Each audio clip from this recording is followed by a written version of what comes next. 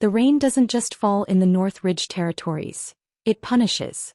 It turns the earth into a hungry gray sludge that swallows boots and spirits alike. Under the shadow of a rusted overhang, a man stood shivering, his shoulders hunched against the biting wind. To any passerby, he was a nobody, a nameless drifter with a frayed collar, tattered hem, and the hollowed look of a man who hadn't seen a warm meal in a week. He was the definition of disposable. But beneath the layers of wet wool and the scent of wood smoke and poverty, a heart beat with the rhythmic, terrifying power of a collapsing star. This was Dominic, a man who, 72 hours ago, sat upon a throne of obsidian and commanded the fealty of 10,000 wolves. Today he was a beggar. He was testing a world that had forgotten how to see a soul unless it was wrapped in silk. He had been laughed out of 3 manor houses, spat upon by daughters of high alphas, and told that a stray dog had no business looking for a mate. The sting of their rejection wasn't what hurt. It was the confirmation that his world was rotting from the top down. But then the door to a small, flickering apothecary creaked open, and the scent of lavender and ancient earth drifted out, cutting through the stench of the storm. Hello to all my wonderful story lovers out there. It's so good to have you back with us for another journey into the heart of the pack. Before we dive deeper into the mud and the mystery of a king in hiding, I want to take a moment to say a huge hello to everyone tuning in. Whether you're listening from the rainy streets of London, the quiet suburbs of Ohio, or the vibrant heart of Lagos, wherever you are, I hope you're doing absolutely amazing today. We've got a massive, emotional 40-minute tale for you today, and I honestly think this might be our most intense one yet. If you haven't already, please take a quick second to hit that subscribe button and ring the notification bell. It really helps the channel grow and ensures you never miss these deep dive stories. Are you subscribed? Let me know in the comments where you're watching from today. I love reading through your locations. Now let's get back to the mud, the rain, and a secret that's about to change everything. The woman who stepped out didn't look like royalty. She wore a simple tunic stained at the cuffs with green herbal paste, and her hair was tied back in a practical, messy knot. This was Elena, the girl the village elders called the soft-hearted fool. She didn't see a beggar. She saw a man whose eyes held a galaxy of pain. Dominic watched her through the veil of his damp hair. He expected her to pull her skirts aside. He expected the sneer he'd received from the noble ladies of the Silver Moon Pack, the ones who had mocked his cheap scent and lack of a dowry. Instead, Elena stopped. She didn't look at his muddy boots. She looked straight into his eyes, and for the first time in his life, the Alpha King felt his breath hitch. Not because of power, but because of a terrifying, raw vulnerability. "You're shaking," she said, her voice a low, melodic hum that vibrated in his chest. "The storm isn't going to let up tonight, and the inns won't take anyone without a coin. Please, come inside. I have soup on the hearth and it's far too much for just me." Dominic hesitated, his wolf pacing restlessly beneath his skin. "I have nothing to give you in return," he rasped, his voice gravelly from days of feigned silence. "No gold. No status. I am just a wanderer, mistress." Elena smiled, and it was like the first dawn after a century of winter. "I didn't ask for gold. I asked if you were hungry." As he stepped over the threshold, Dominic felt the heavy weight of his crown, invisible but ever-present, begin to crack. He had come here to find a queen who didn't care for his throne, but as the door clicked shut behind them, a chilling realization washed over him. He wasn't just hiding his identity, he was stepping into a den of vipers. This village was on the edge of a territory currently plotting a coup against the absent Alpha King. If Elena found out who he really was, would her kindness turn to terror? Or worse, if his enemies found him here in this fragile sanctuary, would this woman pay the ultimate price for showing mercy to a king who pretended to be a ghost? The interior of the apothecary smelled of dried valerian, beeswax, and the sharp, clean scent of cedarwood. For Dominic Thorne, a man whose nostrils were usually filled with the metallic tang of blood and the heavy incense of the High Court, the simplicity was disorienting. He watched Elena Vance move with a practiced, rhythmic grace, her hands, stained slightly green from crushing herbs, stoking the fire with a poker. Dominic sat on a wooden stool that creaked under his weight. He was a massive man, built of dense muscle and scars that told stories of wars most shifters had only read about in history books. In his palace, his presence was an apex predator's shadow. Here he felt like a bull in a china shop, terrified that one wrong move would shatter the quiet peace of this woman's life. His deepest desire wasn't for more land or more gold. It was for a silence that didn't feel like a ceasefire. He wanted to be seen, truly seen, without the filter of his terrifying reputation. "You're staring," Elena said, not looking up from the cast-iron pot. There was no malice in her voice, only a gentle observation. "Is it the stains? I'm afraid the hemlock doesn't wash out easily." "I was wondering why you're helping me," Dominic rasped. He leaned forward, the firelight catching the sharp angles of his jaw. "In the village square I saw how they looked at you. They call you the dreamer.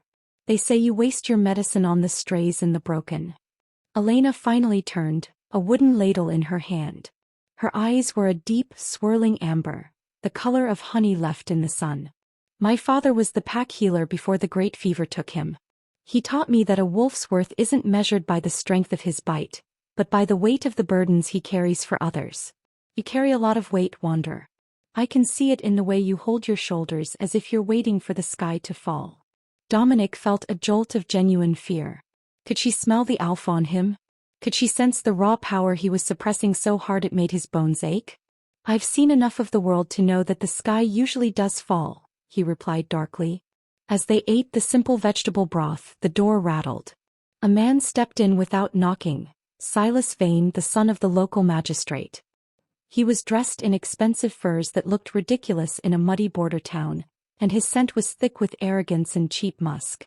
Silas had been pursuing Elena for months, not out of love, but because she was the last piece of property in the village he didn't yet own.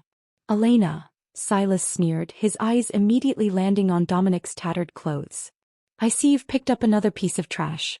Honestly, the smell of poverty in here is starting to ruin my coat." Dominic's hand tightened around his spoon, the wood groaning. His wolf surged, wanting to rip the throat out of this pathetic beta who dared to insult a king. But he forced himself to stay still. To react would be to reveal the monster. "He is a guest, Silas," Elena said, her voice turning to ice. "And he has better manners than anyone I've seen in silk lately. If you aren't here for a tincture, then please leave." Silas laughed, a harsh, grating sound. "A guest? He's a drifter, Elena." The shard of glass slipped from Elena's hand, shattering against the cobbles. She looked at Dominic, her face draining of color until she looked like a marble statue.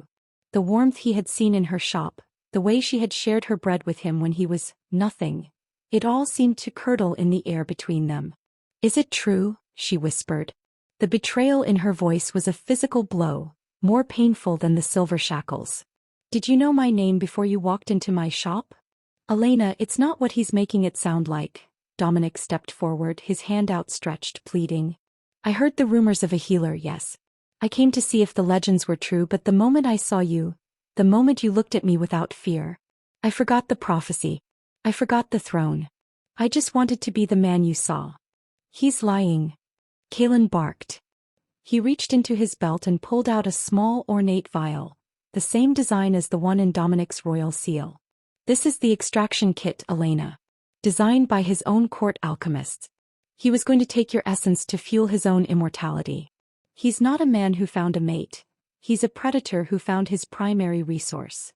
Dominic's wolf roared in his mind, a sound of pure, unadulterated agony. The truth was a twisted thing. He had been told of a healer who could save his bloodline, which was thinning and driving him toward a premature, violent madness. He had come to the village out of a desperate, selfish need for survival. But the woman he found had changed the very nature of his soul. "I'm not a resource," Elena said, her voice trembling but gaining a terrifying, quiet strength. She looked at the king, the man who had occupied her home and her thoughts for the last 48 hours. "I was a person to you. I gave you the last of my winter stores. I protected you from Silas. And all the while, you were measuring my blood for your crown." "Elena, please," Dominic choked out. "Don't," she snapped. He looked at Kalen, then back at Dominic. "You're both monsters. One wears silk, the other wears rags, but you both see the world as something to be harvested." In that moment of shared vulnerability, the highest point of their emotional connection was severed by a jagged blade of doubt. Dominic saw the light go out in her eyes, the specific golden light that had made him feel like he was finally home. Kalen seized the moment of distraction. He didn't fire at Elena. He fired at the mechanism of the heavy portcullis above the courtyard. With a deafening roar of metal on metal, the massive iron gate began to drop. "If I can't have the throne by law, I'll have it by blood," Kalen screamed. He lunged forward, not with the crossbow but with a dagger aimed at the vial in his own hand, intending to smash it and release a concentrated burst of wolfsbane gas that would kill everyone in the courtyard.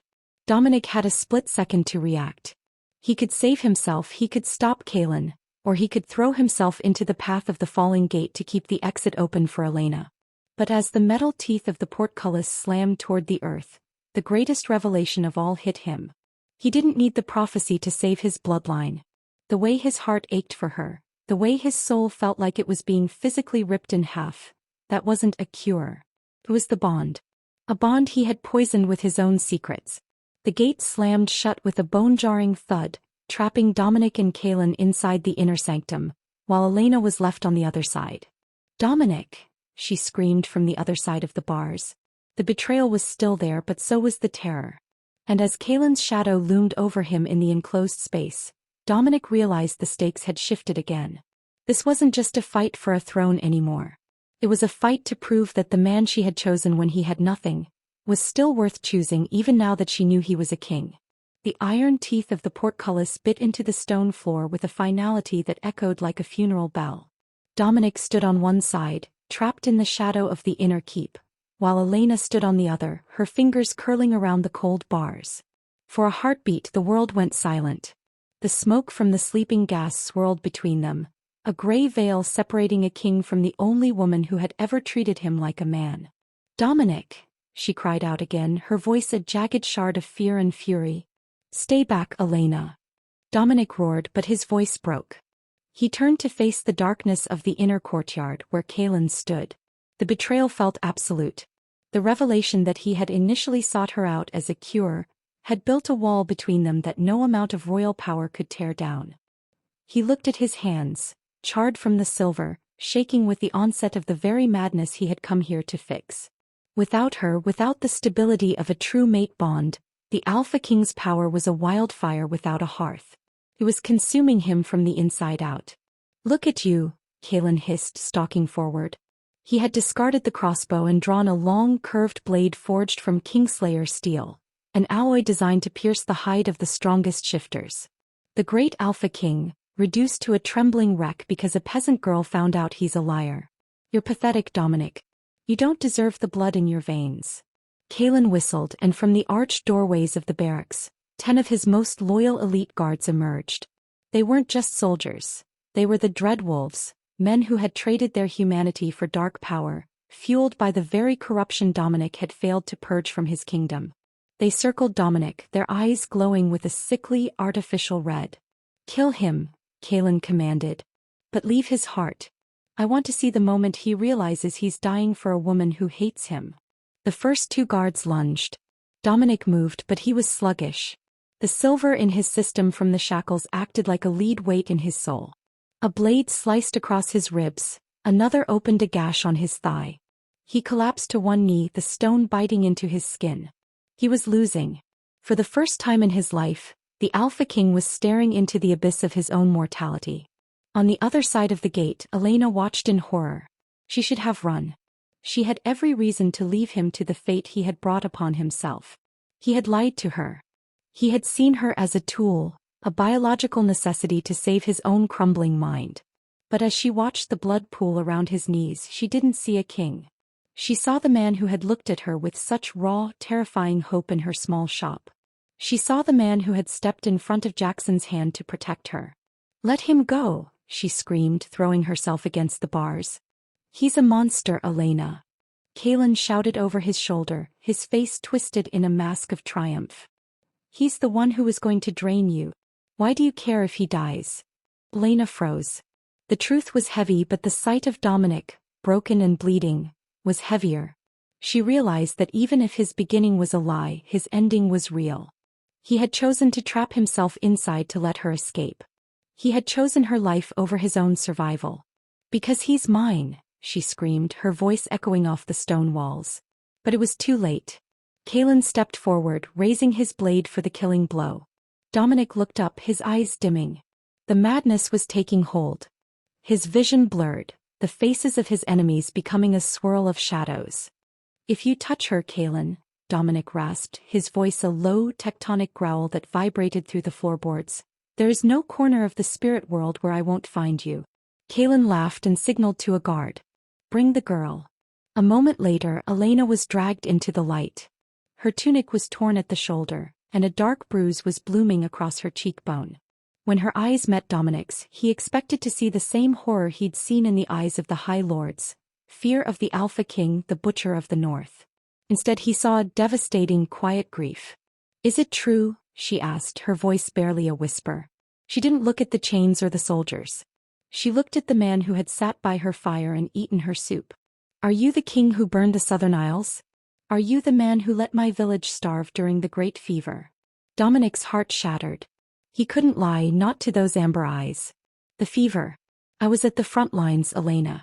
I sent the medicine, but the governors, they stole it. I didn't know. Not until it was too late." "But you are him," she said, a single tear carving a path through the dust on her face. "You're the king who plays at being a beggar while people like me die for a copper coin.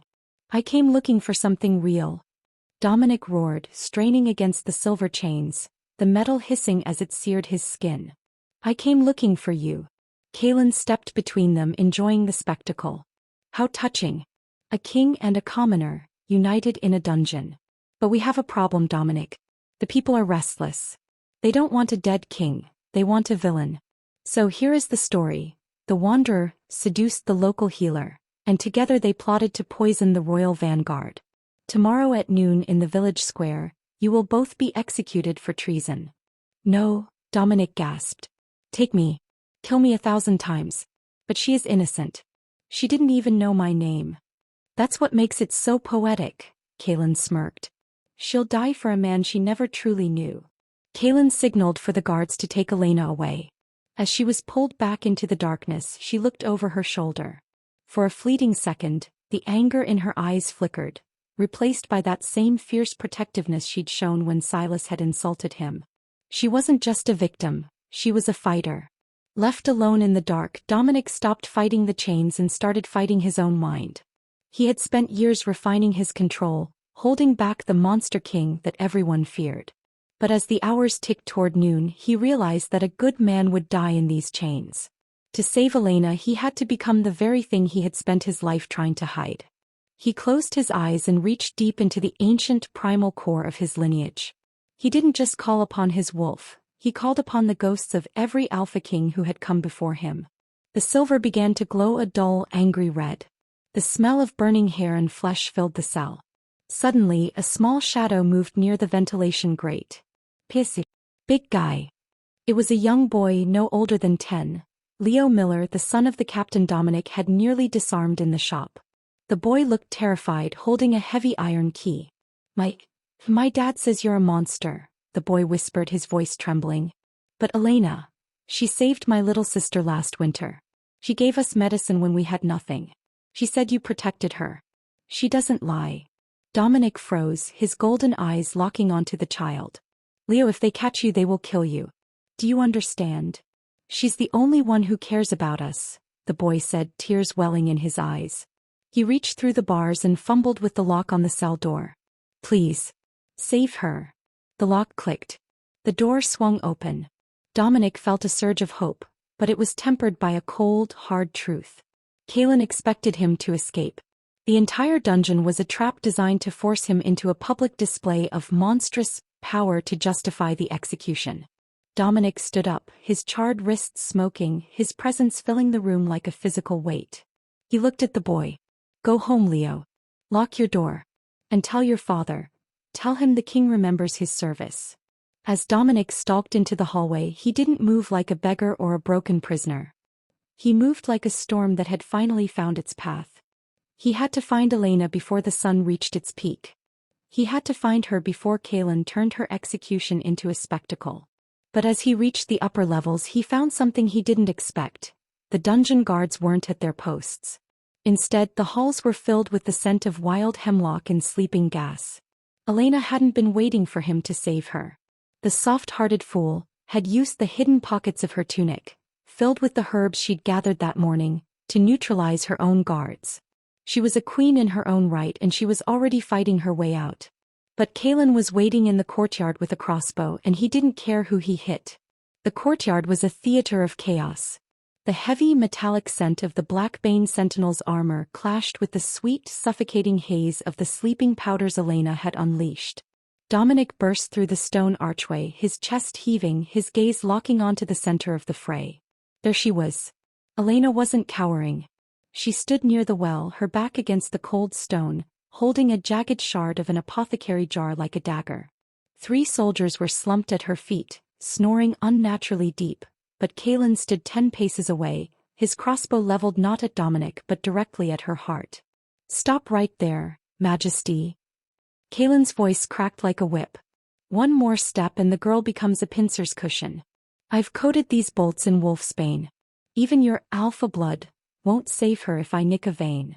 Dominic froze, his feet skidding in the frost. The silver burns on his wrists pulsed with a sickening heat, but he didn't feel the pain. He felt only the agonizing pull of the bond, the realization that his very existence was the weapon being used to destroy the only person who had ever seen him as a human being. "Kaelin, look at me," Dominic commanded, his voice vibrating with a frequency that made the nearby windows rattle. "This is between us. You want the throne? You want the crown? It's yours. Let her walk out of those gates and I will kneel. I will give you my head on a platter." Elena's eyes widened, the amber depths shimmering with a sudden, sharp clarity. "Dominic, no. Don't you dare." Kaelin threw back his head and laughed, a jagged, ugly sound. "Oh, you'd like that, wouldn't you? A noble sacrifice. The tragic king dies for his mate. But here's the thing, Dominic. The council doesn't just want you dead. They want you erased. And for that, I need to reveal the secret you've been hiding even from your own inner circle." Kaelin shifted his aim slightly, pointing the bolt at a heavy iron door behind the well, the entrance to the royal archives that traveled with the king's vanguard. "Did you tell her, Dominic? Did you tell her why you really came to this village? Why you chose this specific border town?" Dominic felt the world tilt. "Kaelin, shut your mouth." "He didn't come here for a mate search," Kaelin sneered, his eyes darting to Elena. "He came here because of a prophecy hidden in the Thorn lineage. A prophecy about a healer of the North, whose blood could stabilize the Alpha's failing power. He didn't find you by accident, Elena. He hunted you. You weren't his choice, you were his cure. He thought of the lavender in her hair. He thought of the way she had smiled when she thought he was just a man with nothing to his name. "I'm sorry," he whispered, the words lost in the clash of steel. The situation was hopeless. Dominic was surrounded, weakened by silver and fading into unconsciousness. Elena was trapped behind iron bars, unable to reach him.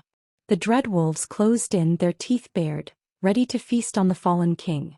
In this darkest hour, the legend of the Thorn lineage seemed destined to end in a muddy courtyard, forgotten by the very people they were meant to protect. Kaelin brought the sword down. "No." Elena's scream was a physical shockwave.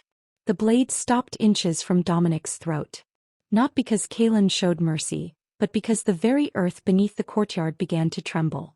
A low, rhythmic thudding started, a sound like thousands of hearts beating in unison. From the village gates, a different sound rose. It wasn't the sound of soldiers. It was the sound of the people. The villagers, the ones Elena had healed, the ones Dominic had protected, were storming the keep. Led by Captain Miller, who looked at the royal signet in his hand and then at the carnage in the courtyard, they weren't coming for a king. They were coming for Elena. But inside the gate, Dominic was slipping away. His heart slowed. The bond was fraying. And as the darkness claimed him, he realized that the greatest tragedy wasn't that he was dying. It was that he had finally found a reason to live, and he had destroyed it with the very power he thought would protect it. The world was a muffled roar of static and cold, but through the haze of his fading consciousness, Dominic felt a warmth that didn't belong in a stone courtyard.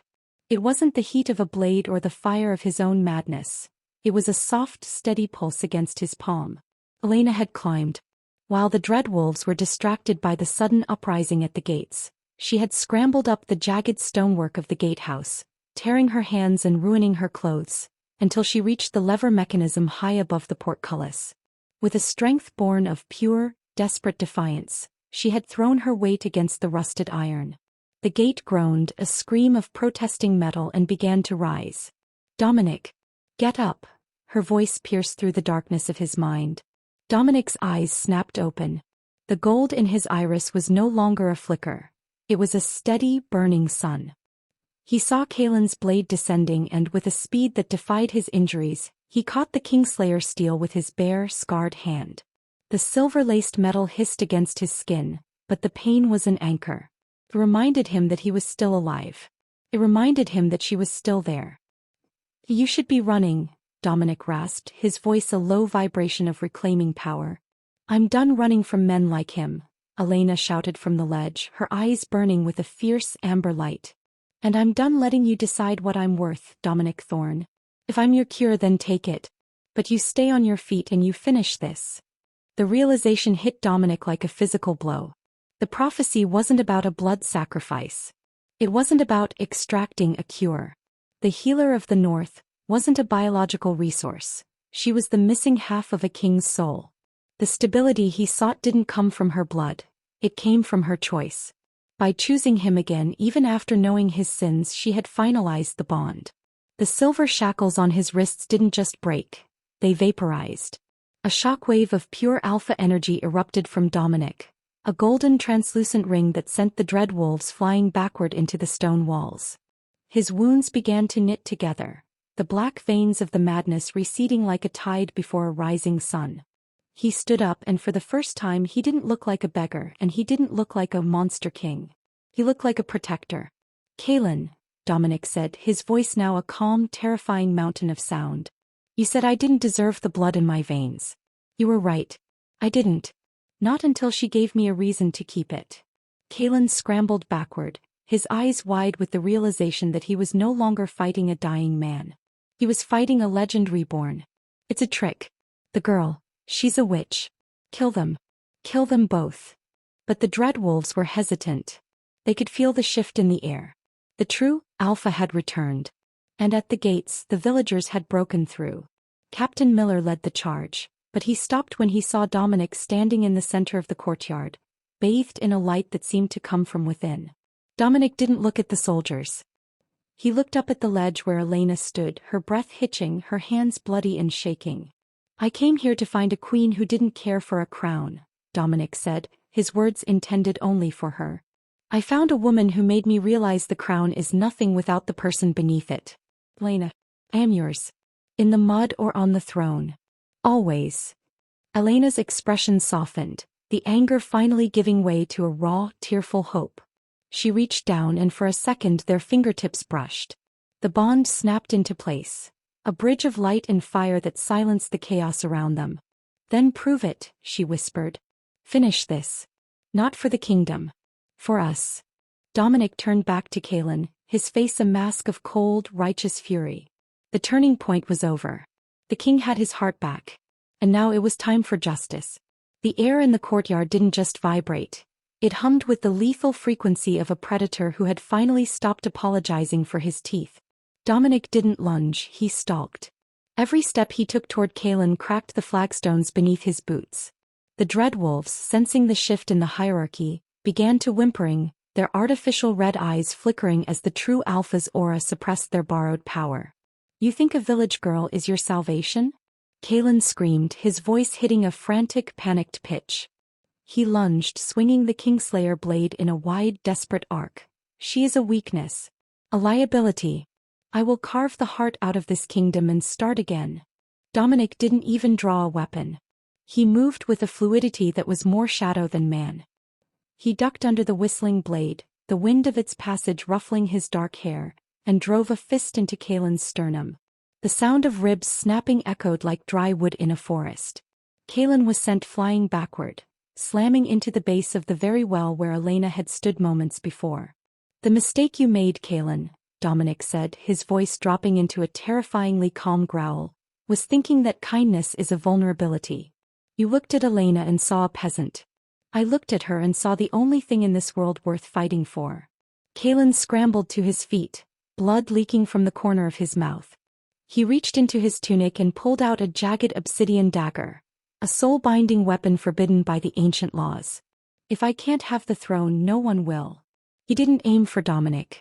With a twisted, manic grin, Kalen spun and launched the dagger toward the ledge where Elena was still standing. Time seemed to liquefy. Dominic saw the obsidian blade streaking through the air, a sliver of darkness aimed at his heart's only home. He couldn't reach her in time. Not as a man. In a violent, magnificent explosion of golden fur and raw power, the Alpha King finally let go. He didn't just shift, he erupted. A massive, silver-maned wolf, twice the size of any other, leaped from the cobbles. He intercepted the dagger in midair, catching the cursed blade in his massive jaws and snapping the obsidian like it was a dry twig. The wolf landed on the ledge in front of Elena, his body a living wall of muscle and fur. He turned his head, his golden eyes, now vast and deep as ancient seas, meeting hers. He wasn't the monster she feared. He was her protector. Elena reached out, her fingers disappearing into the thick, soft fur of his neck. "Dominic," she breathed. The wolf let out a low, resonant purr that vibrated through the stone, then he turned his attention back to the courtyard. He leaped down, landing silently in front of Kalen. The usurper fell to his knees, the Kingslayer sword clattering to the ground. "Please." Kalen whimpered, his bravado vanishing as he stared into the face of the true king. "I only did what was necessary for the pack." The thorn line was failing. The alpha wolf didn't kill him. He didn't need to. He let out a howl so profound, so laden with authority and command, that the dread wolves immediately collapsed, their dark enchantments shattering. At the gates, the Blackbane sentinels dropped their spears and knelt. The rebellion was over. The crown had been reclaimed not by force, but by the undeniable truth of the bond. Captain Miller stepped forward, his head bowed. "The village is secure, sire. The traitors are in chains. We await your judgment." The silver wolf shifted back, the transformation seamless and hauntingly beautiful. Dominic stood in the center of the wreckage, naked to the waist, his body covered in the scars of his journey. He looked at Kalen, who was being dragged away by his own former soldiers. "Judgment is simple," Dominic stated, his voice ringing out to every corner of the village. "The age of secrets is over. From this day forward, the North Ridge will not be ruled by fear, but by the grace of the one who saved its king." He turned and looked up at the ledge. Elena was climbing down, her movements slow, her eyes never leaving his. The villagers parted for her like the Red Sea. They knew her. They loved her. And now they saw her for what she truly was, the anchor of their world. As she reached the bottom, Silas Vane tried to slink away into the crowd, but the villagers blocked his path, their faces set in grim justice. He would answer for his cowardice later. For now there was only the king and the healer. Elena stopped a few feet from Dominic. The silence was heavy with everything that had been said and everything that remained.